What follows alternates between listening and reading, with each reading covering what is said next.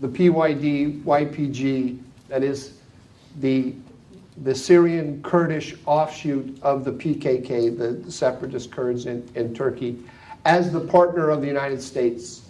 And he did so, and he did so despite all of the pleas from Ankara not to do that. And I would go a step further. I think he did so with a significant amount of dishonesty as well. And we'll get into that later. I mean, I think that I strongly suspect, I don't have a smoking gun, I strongly suspect we made assurances to the Turks about this, which we haven't kept.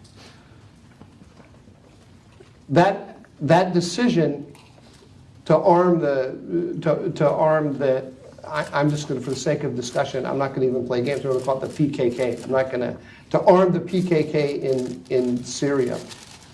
That had enormous consequences. We have no choice but to stay in Syria. We have chosen a partner to build a new order in Syria that is not up to the job. The Kurds in Syria cannot be the single pillar of a new order in the area. So we have to work with other partners. If we don't work with other partners, then we end up alienating the Turks. I wish we weren't here. I wish we had worked with the Turks to build a new order in Syria rather than choosing the Syrian Kurds. But the choice has been made, and we can't turn back the clock. That we're kidding ourselves if we think that when our officials under Obama sat there opposite their Turkish counterparts and said that the YPG is not the PKK. We don't think it's the PKK. That didn't make heads explode all across Turkey. This issue is totally different from any other issue in the any other contentious issue between the United States and Turkey. I think we have to take very seriously their concern about a Kurdish state dedicated, run by an organization that is dedicated to separating the Kurds from Turkey, right, inside Turkey. That's a legitimate concern.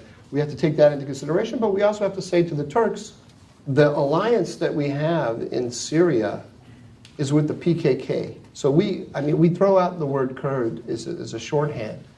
But the PKK is a Stalinist cult, and it has expanded and strengthened itself enormously under our power umbrella, and that is what should worry us. It's not that we've aligned ourselves with Kurds. That's not the problem. The problem is that we've aligned ourselves with the PKK, and that is the thing that bothers Ankara more than anything else, and as I've suggested, rightly so, in why we cannot take into consideration the interests of the most powerful and stable state in that region when we're building order. And the answer is no. The Turks are not going to allow a PKK statelet to be built in Syria. They are not going to allow it. They've said it to us time and time again.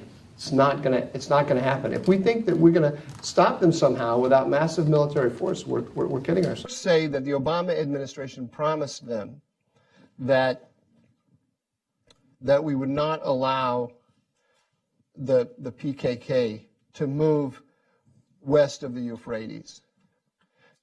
I believe them. This is why I said that I believe that we have been dishonest with Ankara. I don't know it for a fact.